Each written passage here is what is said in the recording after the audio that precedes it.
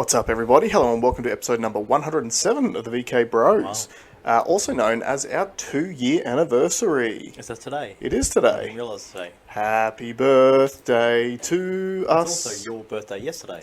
Yeah, well, that's how I know, because the first ever pod got uploaded on my birthday in 2020.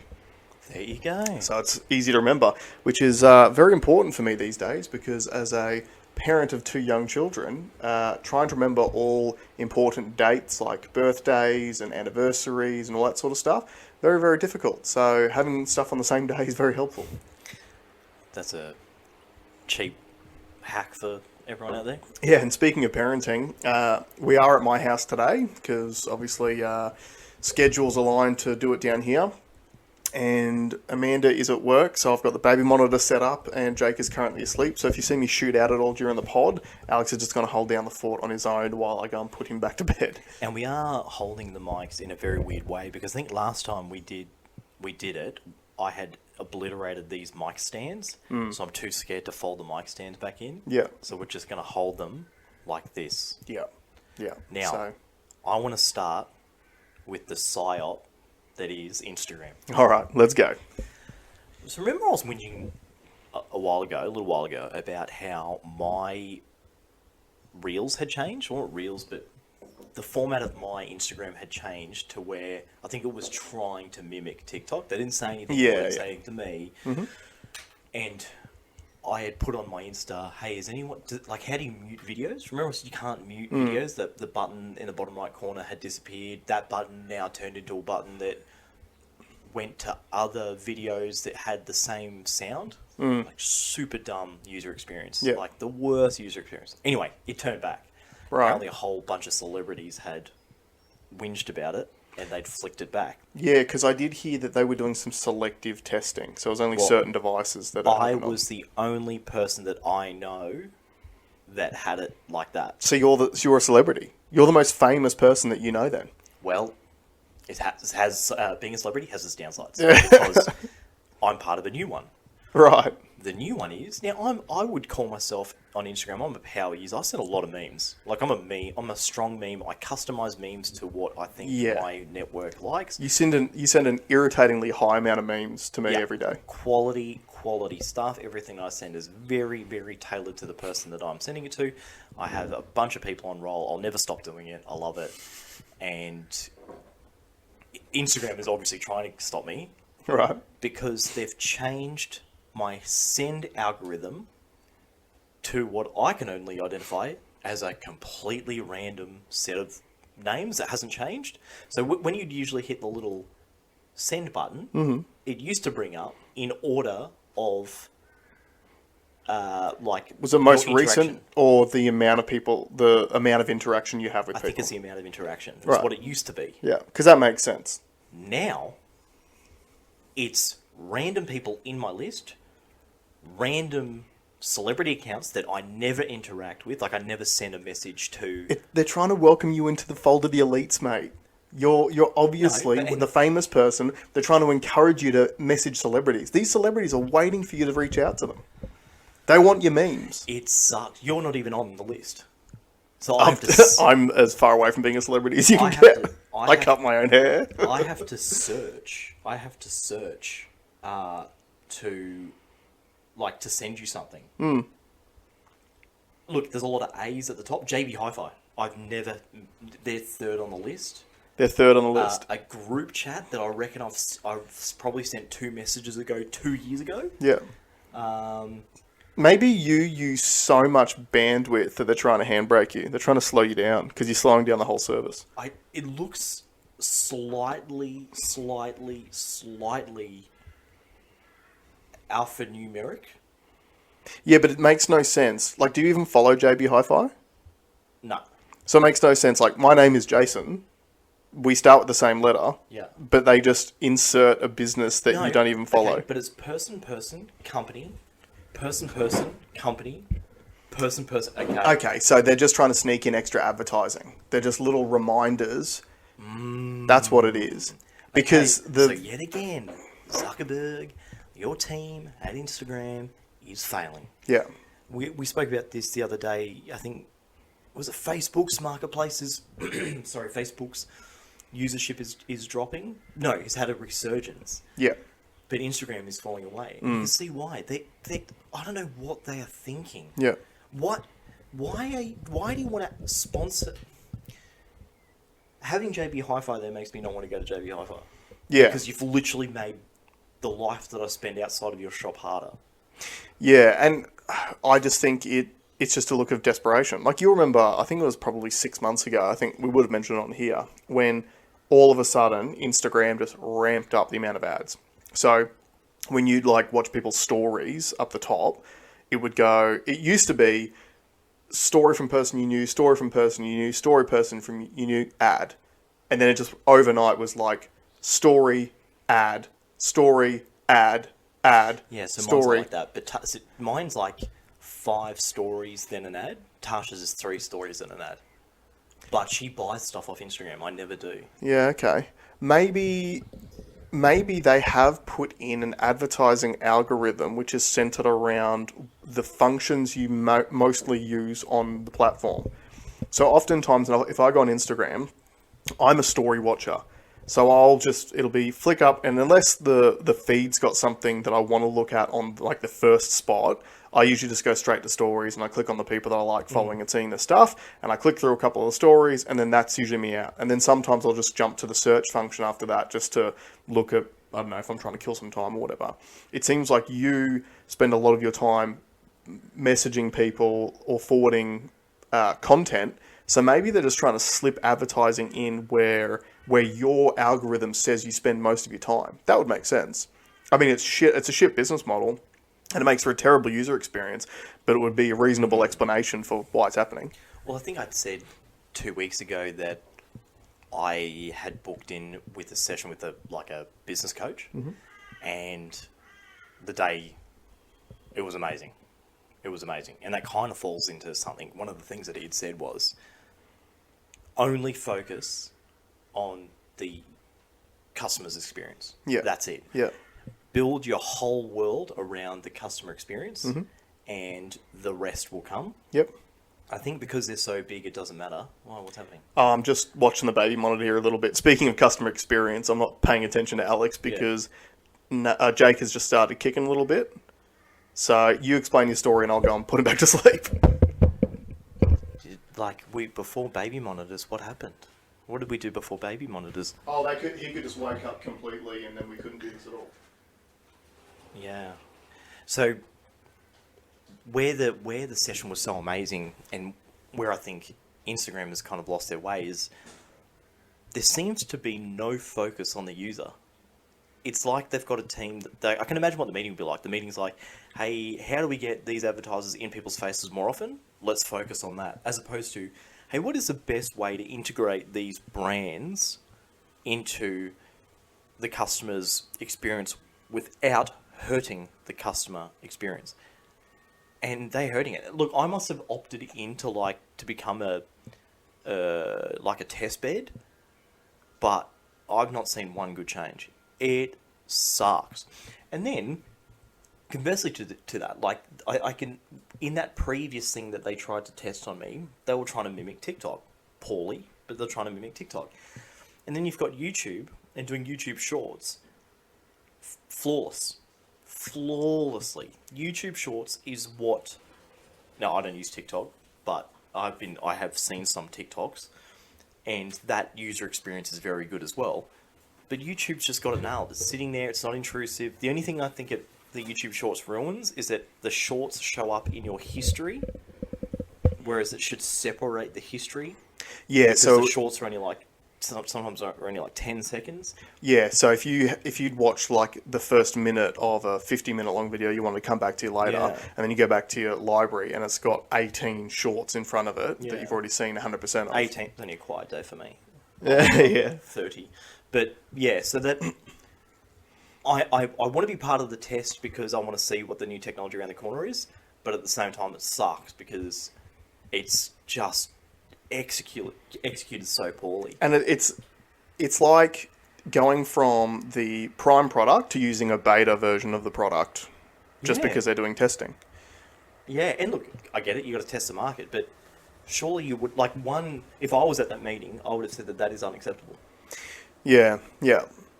But, if I had to make a guess too, maybe it's because of the sheer amount of usage that you have. They're like, these are the people that we can test on. Because number one, they use it the most. So if their usage drops significantly, then we know that we're on the wrong track. Number two, they might think that you're addicted to it and that you're just going to go on the platform anyway. Yeah, but taking away the pathway to keep users on board and add an obstacle that doesn't convert to sales.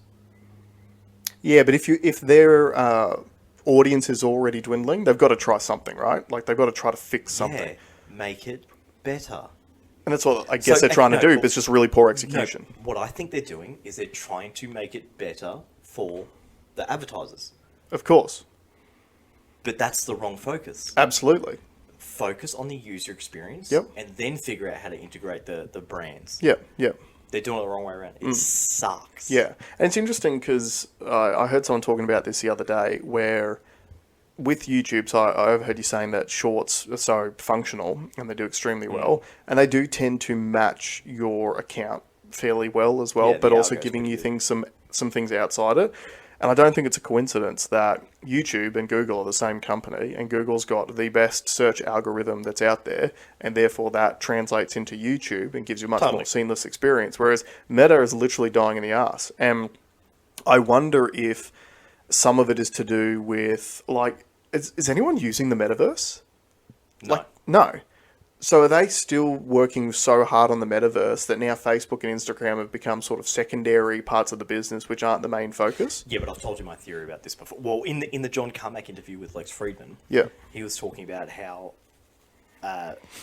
he was working for Oculus, which is a department of Meta, and a bunch of other rolled in companies. Yep. Are under a particular arm within Meta, and their yearly budget was $10 billion. Yeah, it's insane. And Carmack isn't it? was just he was like freaking out because he's like he's worked in much smaller companies, Yeah. and he knows the value of a dollar. Yeah.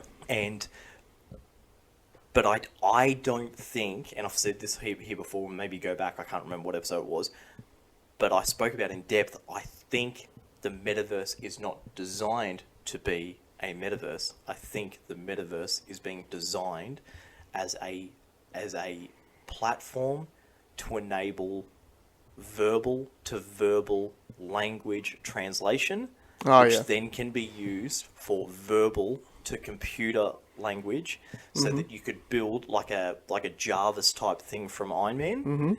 And the best way to do it is do it in the Metaverse. That's what I think that's about. Yeah, I think that's a fascinating idea and probably pretty accurate. I mean, it is a great way for people to meet people online for a start. Like, obviously the ideal scenario for these social media companies is for us to not go outside anymore and spend all of our time in the digital world, and to be able to speak to people all around the world in your native tongue is probably a pretty good way of traveling and having different experiences without actually learning a different language. I don't even think it's that, because I don't think I think the verbal to verbal is to solve the problem of verbal to software, I don't think they're trying to be the Tower of Babel. Right. I think they're trying to be. I think they're trying to be able to create an environment or a program that can where you can build software using English. Right. Yeah, okay. I actually don't think the value is in that user connection. And look, maybe they've realised that there's no more growth that they can do to integrate brands. But that technology is extremely powerful where because there's a massive barrier of entry, and I know this because I'm involved in a fintech company, that there is a very large struggle and disconnect between the way that you build a program and the customer that uses it, as well as the person with the vision to create a product. Yeah, There's I know what you're saying. three different people talking three different languages. Yeah, yeah. So it'd be awesome if the visionary could go, hey, computer, do blah, blah, blah, blah, blah, and make it do this, this, this, and this. And okay, you know how that's green, make that red. You know, as Yeah, opposed no, to I clicking and shooting. I totally agree with you because you're right. Like the visionary's got the idea in their head. They then have to translate that to the programmer, Yeah. who translates his perception of that vision into programming language, and then whatever has been put in place, the end user, their interpretation of what's been put in front of them is how they will use that system. Yeah, it's the Bible in Latin again. Yeah, right. It's, So is the metaverse really just the next level of making sure you're not a robot and, picking the pictures with the traffic lights in them, training AI to then move into doing no, it? I think it's just a tool that's used. It's a test environment to create the real product. So, like, think of Iron Man. Yep. When he calls Jarvis up and Jarvis populates, like using augmented reality Yep. into that world. Well, you can't have that with today's current technology. Yeah. So how about you build a digital world where you interface with it digitally, Right, I get you. Yeah. map out what it looks like, and then roll out the AR product next. Yeah. That's what I think. I could be really wrong, but I've sort of gathered this when I listened to an extended Zuckerberg interview, and it was like one sentence that he said. I was like, okay, because the metaverse, that makes no sense to me. Yeah. And I'm a nerd. I'm an absolute nerd. I think Web3. I've made the argument before that Web3 is metaverse versus blockchain based decentralized systems. And I am of the opinion, I'm 99% sure that Web3 will be a blockchain decentralized thing and not the metaverse. Yeah. But I think the Zuck is telling his investors that the metaverse is going to be the next thing, get the money on board, so he can utilize that to make the more powerful thing, which is the ability for anyone in the entire world, in any language they want, to create software. Yeah, wow. Wild idea. Put that in the red book to, we'll see. Alex's predictions. We'll see. Because he's not dumb. No, definitely not. Like, no one builds a company as big, profitable, and influential as Meta, especially as based a dumb person. off a application that rated chicks in college. Yeah. Well, it was always going to get a big user base, wasn't it? That's a smart move. Sex sells, right? Yeah, yeah. Speaking of... Sorry to get really nerdy there, guys. That's all right. But I'm a nerd. Let's transition to some of the fascinating news stories that have sort of come out this week. Because speaking of people who are running essentially dictatorships, there was some interesting news that came out about our ex-commander-in-chief, Scomo. Commander-in-chief and chief and chief and secondary chief and lieutenant and... Yeah, so this was a fascinating story, which it's only in its infancy now. And put in the comments if I want, just put something in the comments to say that you've at least seen some of the news of it, because I don't think they've been talking enough about it. Yeah. But if you've seen something, let me know. So what the story is, during the pandemic, our ex-Prime Minister Scott Morrison went and got sworn in secretly to take either total or secondary control over extra portfolios that were never told to the people and were never even told to the chief ministers of those portfolios either. And those, well, at least the ones that we know about now are finance, health, and resources. I heard there was 2 more that were added. This morning's report said that there was 5 briefs, right? But they didn't list them out. And yeah, I heard something similar, but I didn't hear what the briefs were. But we at least know what those 3 were. And from something I did recently see, there were extras which, when first quizzed on it, Scomo claimed that he did not recall. Isn't that the great government political line? I don't recall. I can't wait to go to court. Oh yeah. So he didn't recall being sworn in on those other 2. But then when quizzed about it again today, apparently had, like they said, that was for very good reasons. Now, why is this interesting? For a start, there's already been so much secrecy during the last... I just had a skit playing in my head. I do not recall. Okay, go back and find out. Okay, yeah, I found out. Why'd you do it? I can't remember. I can't remember. I can't recall. Well, I remembered that I don't recall that. Well, it's even more comical than that, because it's like, I don't recall doing that, but if I did it, it was for the right reasons, and there was justified to do so. Yeah. Right? But yeah, so there was so much secrecy during the pandemic at absolutely all levels in government. And He claims that him being secretly sworn in to manage these portfolios, and what was interesting about them was there are all portfolios that can bypass cabinet, which means if you're the chief minister, you just make decisions and go with it. You don't have to get it cleared by the rest of cabinet before you can put them in. Well, sorry, I thought the cabinet minister only had to report to the prime minister. That's right, yeah. So if you're both, he could just do whatever he wanted to. Yeah. Now, he claims that he never exercised those powers at all, and the reason why he secretly took control over them is, number one, because there may have been times during the pandemic where he may have had to have exercised those powers. Number two, he kept it secret from the people and also the actual cabinet ministers, because he thought that perhaps it could have been misconstrued as to his intentions behind them. Now, why is this fascinating? Well, number one, it's complete and utter lack of transparency during a time that we needed to have more transparency than ever. Number two, there has been a theme all around the Western world during the pandemic where leaders use the pandemic to secure themselves more power. Most notably in Australia, we saw it with Dan Andrews in Victoria, where he implemented those new pandemic powers where he could literally declare a pandemic whenever he likes, declare a state of emergency, and it's just him. He can do whatever he wants. He's got that now. And we thought that was the big deal. He then got Scomo, who, when you really think back over the last 2 years, he literally claimed no responsibility for anything that was going on. Like, any decision that was made around lockdowns or mandates or whatever, he always said, oh, well, it's just the premiers, and the premiers control what's happening. So, or constantly deferred to health advice. Yeah, so it was never his fault. Yeah, never his fault. Never his call. That's right. Never had to take responsibility for any of the decisions that were made. And yet, secretly behind the scenes, he had all the power in the world to do whatever he wanted to do in the chief portfolios that were all centered around the pandemic. Obviously, number one, health.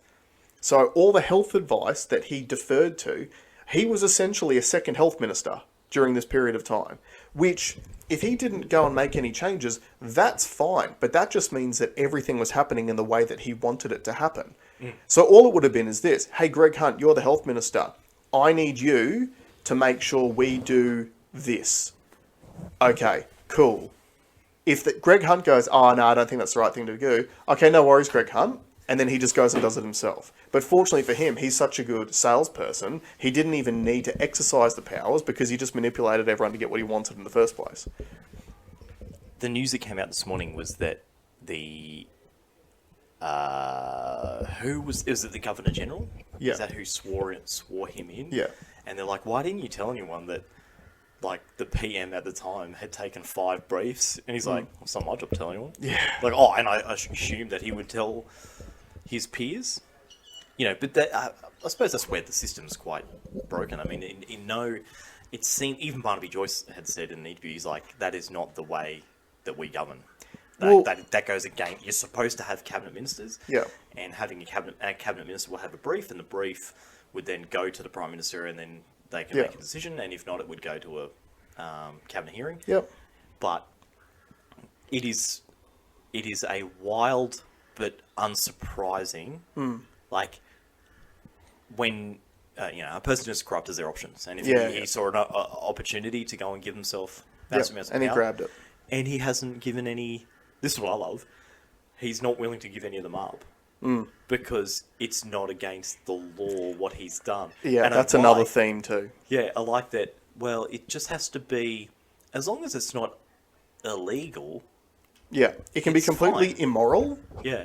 But as long as it's not illegal, they think it's okay. Yeah. And what I find interesting too is all these Western leaders in the last 2 years have bemoaned the attacks on democracy. And everyone, all over the world, have been talking about how certain things are an attack on democracy. And yet, at the exact same time, those same leaders have all secured themselves more power and therefore made their countries less democratic.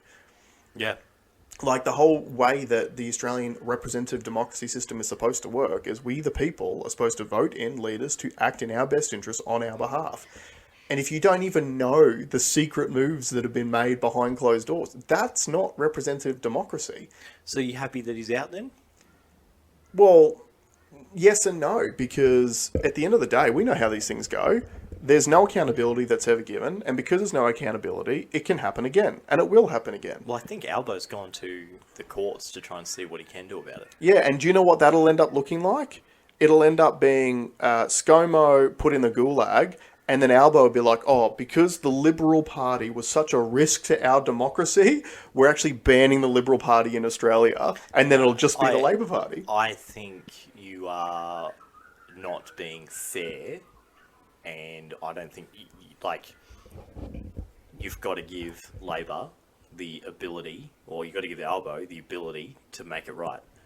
He's All got I a know, chance to make it right. So don't naysay. That's a very negative outlook to well, say that it's... put it this way. A lot of the negative outlooks that I and many other people have had during the pandemic have proven to be founded in truth after the fact. There's a bad dude, and the bad dude's not in power anymore. And So that's let's let except when you look at the fact that Albo is the national head of the Labor Party, and then you look at how the Labor premiers have handled themselves during the pandemic. Surely someone who's the head of their party should have gone to him and gone, hey, maybe that's not a good look for democracy, Dan. Maybe that's not a good look for democracy, Anastasia. He actually never did a side-by-side with Dan during that He whole did. meeting. He reluctantly did towards the end. Yeah. Imagine that. This fucking And guy. Jake's Wake again. You keep riffing. Oh, Riff, it's not even my subject. Yeah, well, think of something. So I, unlike Jason, I am a glass half full kind of guy. So I'm going to give him the benefit of the doubt and say that Albo's going to get in there and do whatever it is that he can do to make sure that this loophole within the system is closed. The worst thing he could do is just go and copy it and just do it for himself. But, like I said, I'll give him the benefit of the doubt. And I think that's only fair. I think that's the only fair thing to do. This baby stuff is hard work, man. So I've driven down from Brisbane. I've had coffee. I've had something to eat. Hung out with Dad. Did some shopping. Ran a couple of errands. And now I'm here. And we're only 20 minutes in or something, or 30 minutes in. I can't read the computer. And he's got this kid stuff. Surely it's not that hard. What happened? Well, 200 years ago, what would happen? The kid would just walked around and dealt with themselves. If you're a parent, post in the... Is Jason trying too hard as a parent? I think yes. So give us a thumbs up. If you think yes, give us a thumbs no. If you think no, you should completely and utterly pander to your child at all times. I can sound like this because I've got no kids, so it's really easy for me to say, and that's why I'll continue saying it because, I can't be proven wrong, and if you are, you're a bad person. Here he is. All right. So where are you up to, Alex? What was your key point? No, I was just teeing off about parenthood. Yeah, well, this is the real life. This is not fantasy. Unfortunately, when you are a parent and you're trying to fit in work and your wife going to work and doing a podcast, sometimes things aren't ideal. So we're just going to keep rolling with it, warts and all here on the pod. And I think he's about to wake up again. This is not going well, but that's okay. That's fine. What I was going to say, obviously, you're not as pessimistic as I am about these things. And that's fine. I would say that a blend between in the middle of the two of us is probably the right way to go, which is why it's good to have two different perspectives on it. But look around the world to the things that have happened to Western democracies during this period of time under the guise of trying to do the right thing. I think Ukraine's a good example. We were marketed to all at the beginning of the Ukraine war about how Ukraine was this emerging democratic country that was they were the oppressed by evil Russia, etc., etc. And 6 months and somewhere in the vicinity of hundreds of billions of dollars later from the Western nations giving donations, there was a story that came out not this week but the week before about how tensions between Volodymyr Zelensky and the Biden administration are strained because now they're concerned that there might be some corruption going on. Now, Zelensky, during the war, used it as an excuse to ban the opposition political party. Like, you heard about that, didn't you? Yeah. Right? So there's one example. We've got a country that, under the guise of, where it's defending democracy to help Ukraine. And then they went and did one of the most undemocratic things you could do and banned an opposing political party. And the Western world still donated the money after the fact. You've got... Just on that money donation thing, I listened to a podcast with an ex-CIA operative. Yep. That said that money's not a gift, it's a loan. And he illustrated that the Americans loaned to the British for World War II only just got finished paying off in 2020. Yeah, so that is another element to this, which is interesting, because I heard the same podcast. Yeah. So what Alex is referring to is the fact that apparently it's called, what's the system called? I can't remember. System of a Down? It'll come to me as we go, but... System shock? No. But there's an actual name for the agreement that has been reached where America gives all of this money, but it isn't given. It is a loan and it needs to be paid back, and they pay back interest on it. And that's another element of the dodginess of everything that's going on with Ukraine is the more money America sends to them, the more in debt Ukraine is going to be to America.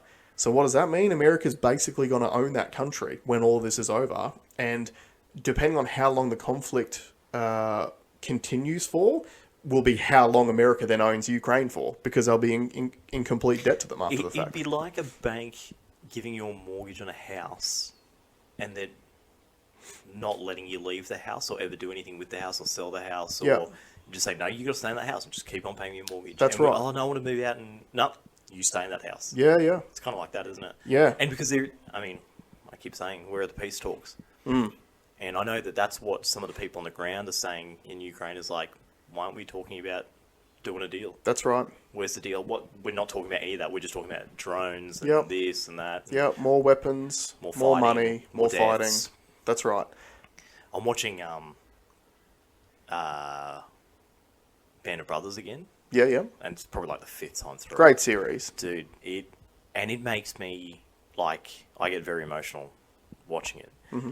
And when we talk about great men, these men, 2 or 3 years of training for the ones that were prepared to go to war, no training for the ones that weren't, and most of them didn't think they were going to survive the first day that they went. Living in trenches, it is, and then you think about what they went through, and it contextualizes a lot of today's issues. Yeah.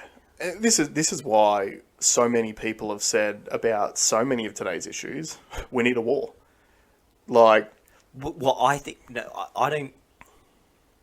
I think I'd rather just everyone watch Band of Brothers. Because that's best case scenario.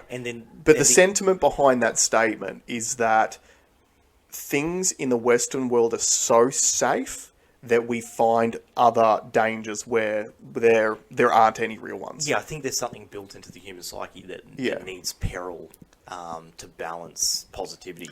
But it's not necessarily that it needs peril. It's just that the hardest thing that you've ever done is the hardest thing that you've ever done. Yeah, true. Right? True. So if you've never had to do anything difficult in your entire life, being told that you're not doing a good enough job at the workplace where you're literally not doing a good enough job will seem like the worst thing in the world. It'll seem like going to war. Because that's where your stress threshold is at. That's so funny that you use that as an example, because a friend of mine just got a job where she manages a big team, and this particular team member had negotiated a deal where she doesn't have to work on Wednesdays, so she can do housework, because she can't fit the housework in on Saturday and Sunday, so she gets Wednesday off, but she's supposed to do some work, and because my friend had sent various emails about jobs that hadn't been done, she's like, you send too many emails, and that's not cool. Yeah, you're bullying me. Yeah. So what's that sentiment we were speaking about? Well done, just got a mozzie. The other week about people getting soft, and I think that's what I'm talking about. It's the it's not that people are necessarily soft. It's just that they are not used to having to do anything that's actually difficult. Yeah, Therefore, but- they find simple things difficult. One of the episodes I watched last night, there was a soft guy. They got hit by a shell and he got shell shocked and he couldn't see anymore. Yeah. So Pussy. that's just like what this chick feels like in the office. Pussy. But it was... The message I get out of it is we should never, ever, ever get to a situation where we do that again. Yeah, and we as a people should not accept that. Like, that's what our government is actively promoting, war. By just sending money to fund the Ukraine war and not saying, hey, this money comes with the caveat that we need to do peace talks, they are promoting that. Yeah. And we as a democratic society, we are supporting it. There should be a neutral zone between the two, and there should be a mystery box that is funded by all the parties who have been giving money. Yeah. And it's like, you guys do a deal, you can have the contents of the box. Yeah, but that's the joke. Ukraine was supposed to be the neutral zone. Yeah. But when the Western world tried to convert it into their side, that's when this whole thing started. Yeah. How far, what are we into it now? I can't read that from here. We're about 36 minutes in, so we've got plenty of time. And it 'Cause looks I've like got some- Jake's starting to behave himself. Because I've got something for Conspiracy Con too. Oh, let's go. Can you do some research? While I started off, can you pull your phone out? I like how you've got something that you want to talk about, but you haven't researched it yet. No, because it'll be more organic if it's done this way. Mm-hmm. Now, the reason why I have done nothing is because it was on a phone call. It was a theory from a friend of mine. Right. Can you research who the largest stakeholders of Uber, who are the largest investors in Uber? Mm-hmm. And I've not had this confirmed because we're going to uncover this live on air. Mm-hmm. If it fits with what he thinks, and I tend to agree with. Well, let me ask you this: what does your theory say? Because I've got the answer here. No, tell me the companies first, and then I'll do it. Well, the largest investor who owns a 5.13% stake, which is over 100 million shares, is the Vanguard Group. Okay, who else? Give me is there a top five? So the top four is, the second one is Fidelity Management and Research Company. Mm-hmm. Next one is Morgan Stanley's, and the next one is BlackRock. For big investment companies. Massive investment companies, yeah. Further on down the line, has it got more? How far do we have to go to I fit just your want to theory? see if it triggers. Yeah. Well, no, that kind of does. Jennison Associates, LLC, Morgan Stanley Investment Management is in there again. I don't know why they'd be separate. SSGA Funds Management, Fisher Asset Management, Capital Research and Management, Clearbridge Investments. So they're all investment firms. Okay. So his theory was, we were talking about the Klaus Schwab, Yeah. own nothing, be happy. Yep. And we know that BlackRock in particular, and Fidelity, I think, is another big player in there who's trying to buy all the properties. Vanguard is too. Yeah. Yeah. So all those same guys are buying all the properties available in America to Yeah. then rent back to people. Yeah, and they'll never sell them, which will jack up the cost of rents and properties too. Now they're also the largest stakeholders in Uber, a company that is a transport solution. Yep. So are they going to own everything? So by the looks of it, are they going to own the place that you live and the way that you get to work? And where the concern was, because that doesn't sound too bad, right? Where the concern was is like, what if Uber now has, so now all your data is held on a phone by these companies. Mm-hmm. What if your work's carbon footprint was too big? Like, as in you drove too far because all that data is now sent to these entities. Yep. What if you drive too far? Can they just turn your app off and say, well, you're not allowed to travel anymore? Yeah. So it's funny that you've been talking about this because this is a concern that everyone's got about digital ID because it's all going to be linked. And it is also interesting that you've brought this up because you've just reminded me of a massive story that I only heard about over the last few days in regards to one of these other massive monopoly companies, which is Amazon. Have you heard about all of the companies that Amazon has recently acquired? Yeah. So Amazon... Roomba. What's that? Roomba. Yep. The door lock. What are they Ring, called? yeah, the Ring security cameras. So Amazon when you consider it, Amazon already knows what their consumers buy, and that's food and products. They've then gone and bought a whole bunch You of... know, that's not the only data too. Oh, no, of course not. But the stuff that you got to look at another level down. It's purchase habits. Yep. It's times when things are purchased. Yep. It's what what advertising was used to get to that purchase time, the way they pay, where it gets delivered to, frequency. But the staggering companies that they have purchased are all companies that could work in cohesion with each other. So they purchased the Ring security company. So if anyone doesn't know what a Ring is a security system. It's like the cameras that go on your front door and record all the footage. Now, Amazon has also announced that on Amazon Plus or whatever their streaming service is, they are doing a video show of Ring security camera footage. Have you heard about that? No. So they're putting out a petition to people going, it's like Funny's Home Video Show, but for Ring security camera footage. Yeah, cool. So they get to monetize the product that you have bought off them. Exactly. Yep. And also, there will be so many things written into the agreements that you just hit accept on when you send your data. It'll literally be like, we can use all of your security camera footage from this day forth. Yeah. Right? So they bought that. They bought a health insurance company. I don't know which company it was. They bought an online pharmaceutical warehouse. So sort of like Amazon, but for pharmaceutical drugs. They bought... What else did they buy? Like the Roomba one as well. So, the Roomba one I think is the most interesting one because they've bought it so they can map your house. Yeah, that's right. So Roomba, if you don't know what they are, Roomba are those little electronic self-driving vacuum cleaners which just have a bunch of sensors on them. So when you think about that infrastructure, you've literally got a massive multinational company who is going to know the layout of your house. They're going to see what time you enter and leave your house and any other visitors that you have.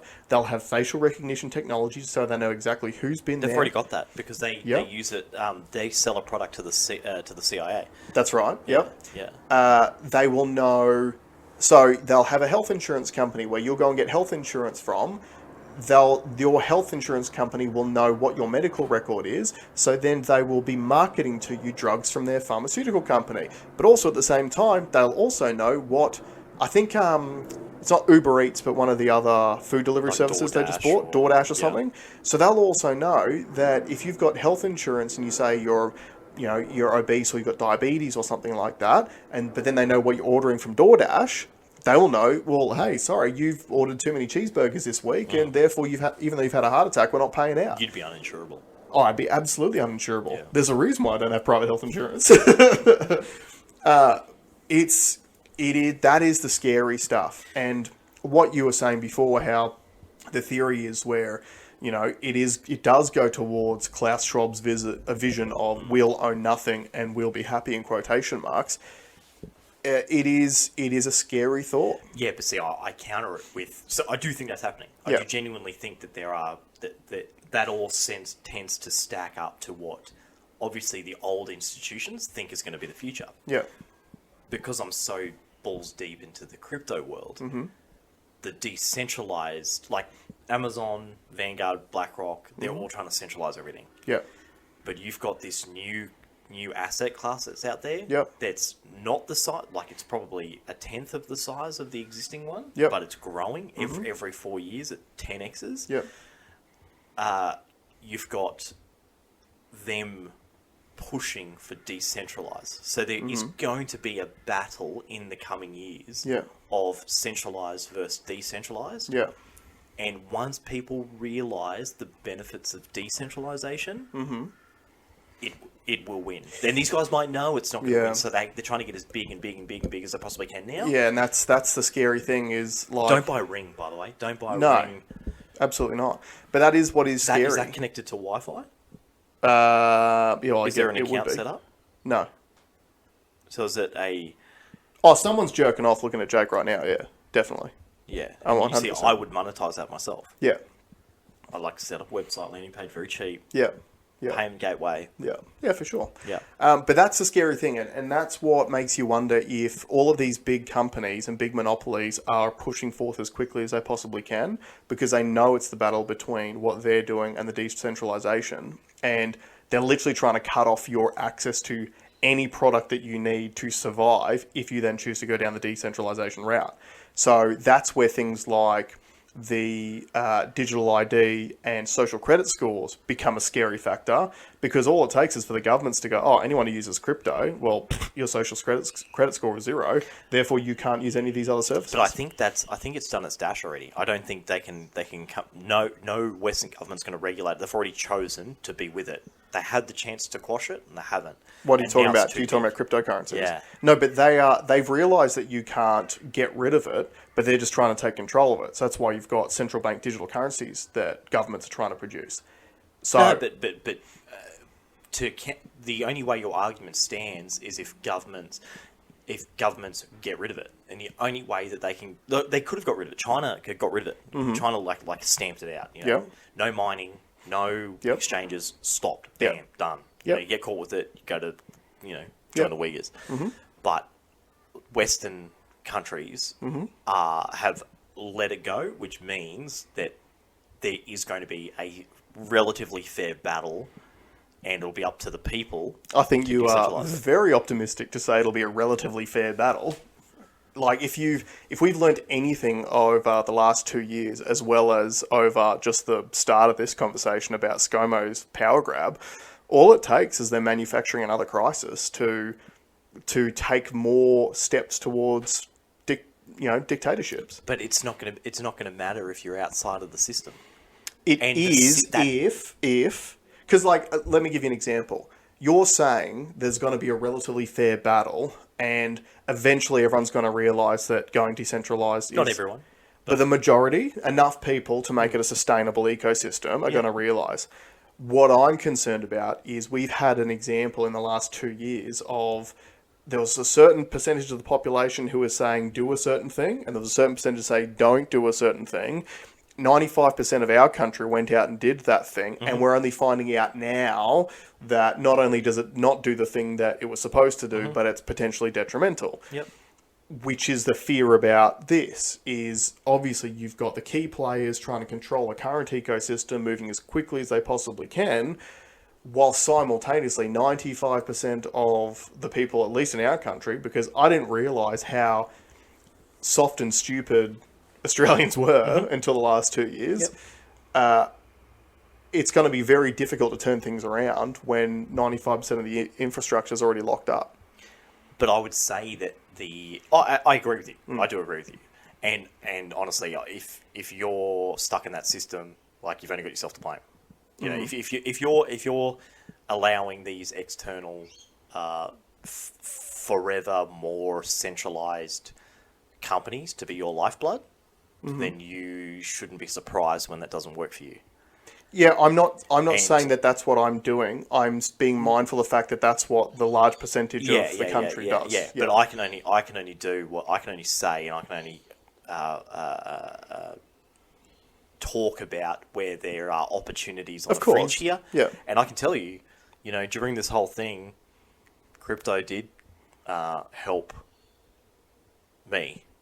Decentralized systems did help during that period. And most people that were stuck in a centralized top-down hierarchy, they fared the worst. And if you want to look at... see that as an example of why that system is broken, and you haven't looked for the alternatives to that, well, that's on you. But that's the difficult thing. 90% of the people who are taking part in that broken system are convinced that they don't even have to look outside. Yeah, and they can stay there. They can stay there. That's fine. Don't watch me. I'll be on a beach somewhere. Yeah, if you want a reason to invest in crypto and have a little bit of money sitting there, just look at China at the moment. The Chinese people cannot access their own money out of the banks. The military is literally in the streets protecting the banks because the money's not there. Yeah. As long as you're rich enough, the government's going to give you your money back. But if you're under 50,000 yuan, you're not getting your money back. Yeah. Yeah. But like, even to talk about that health insurance thing. So you've got Amazon going and buying health insurance. Yep. And look, I'm sure these new players, they come in and they offer the cheapest insurance. You know, we've seen supermarket chains in the recent years get into the car insurance game. You know, Go on the Amazon route, getting into things that they have no expertise in, but trying to own as much of the total market as they can. But the smart individuals out there are finding the insurance is actually the perfect thing to be centralized, in that you could have a decentralized autonomous organization where anyone that wants to partake and profit from an insurance product, we could all pitch in, because that's all an insurance company is a subscription model where a large amount of money goes into a pot. Yep. And then a hopefully smaller amount of money comes out of the pot that's paid to the people that need the insurance. Yeah. So that's at the nuts and bolts of it. That's what insurance is. Well, one person doesn't need to do that. And if we could all pitch in and add our funds to a decentralized autonomous organization that is digitally paid out for people that want to make it, and we could profit from it as individuals.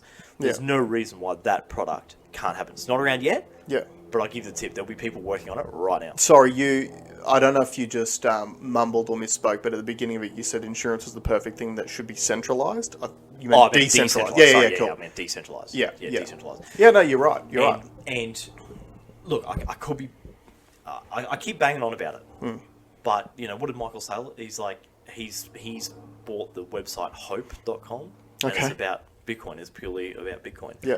Because a lot of these, like we keep saying, it's centralized power. Well, what's the opposite of centralized? Decentralized. And you know, talk about power of the people. Yep. Well, there is a digital power of the people platform called blockchain. Yeah, that's right. Hey guys, like how much more can I say it? Yeah, if you've not seen enough in the last 2 years to go and involve yourself in a decentralized system, I don't know what's going to change your mind. And speaking of, can we segue to the next topic? Yeah, but thank you for that. We need to keep an eye on Uber, and I want to see if there's an ESG target put on Uber's users in the coming. Like in the future, to say... Well, it'll be an ESG target put on Uber itself, which will then be passed on to their customers. Correct. Yeah. And then they'll say something like, okay, well, Tuesdays, you can't... ESG is environmental social governance, by the way. Like, I wonder if the cities will make it impossible for a Uber to go into a particular time... into a particular place at a particular time. Yeah. And it'll be the high affluent areas. Yeah, think about that. So you could be like if you were in the most prestige part of London. Imagine if you could switch the traffic off. Yeah, well, look, this is a theme that is all throughout the current climate change movements. Like with things like buying electric cars, all you're doing is you're moving your carbon emissions from your car and therefore your area to a power plant down the road. Same as if you look at Australia, we're like, transitioning away from coal, but we're still happy to sell all of our coal to China. So as long as they burn it overseas... It's going to get burnt. Yeah, like it's still getting burnt. We're still contributing to climate change by doing that. But it's just moving the problem away from you so you can feel better. It's like people who want to buy iPhones or Nikes. Like, we want them to be really, really affordable. Therefore, they need to be put together by essentially slave labor. But as long as it's in a country where it's out of sight, out of mind, we're all cool with it. Yeah. It's like that's a overarching theme. Look, I wanted to take some time to briefly speak about something that is interesting, which has only come out in the last week or so, which is an actual study on adverse events from Pfizer vaccines done out of Thailand. And I'm not going to get into the nitty and the gritty and the details of the study, but there is a key point on this study that I want to focus on, which goes back to your overall theme of this episode of getting away from centralized systems because the centralized systems have failed us. So this study out of Thailand, it was a prospective, so not a retrospective study on vaccine adverse events in males between the age of 13 and 18. Okay? And so essentially what they did was this. When you would show up to get your vaccination, they would ask you if you wanted to be part of the trial. If you said yes, they would then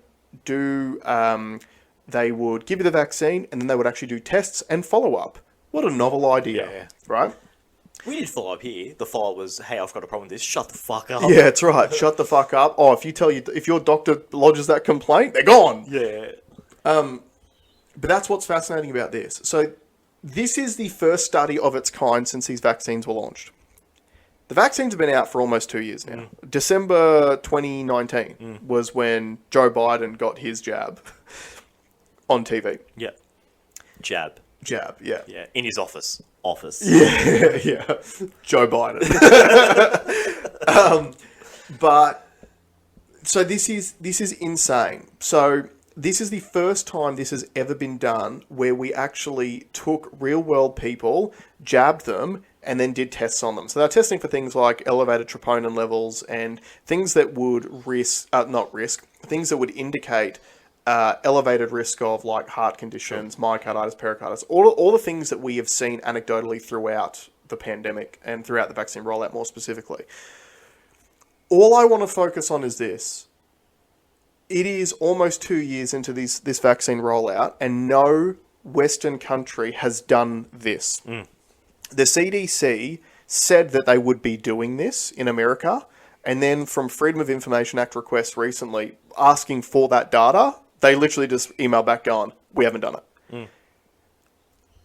It's the opening scene from The Big Short. We did what no one else did. We looked. That's right. Yeah. And unfortunately, there was only 300 people in this trial, and obviously it's hard to extrapolate out to real world data when you've only got 300 people in the trial. But one of the things that has come through is Isn't that bigger than the original Pfizer trial?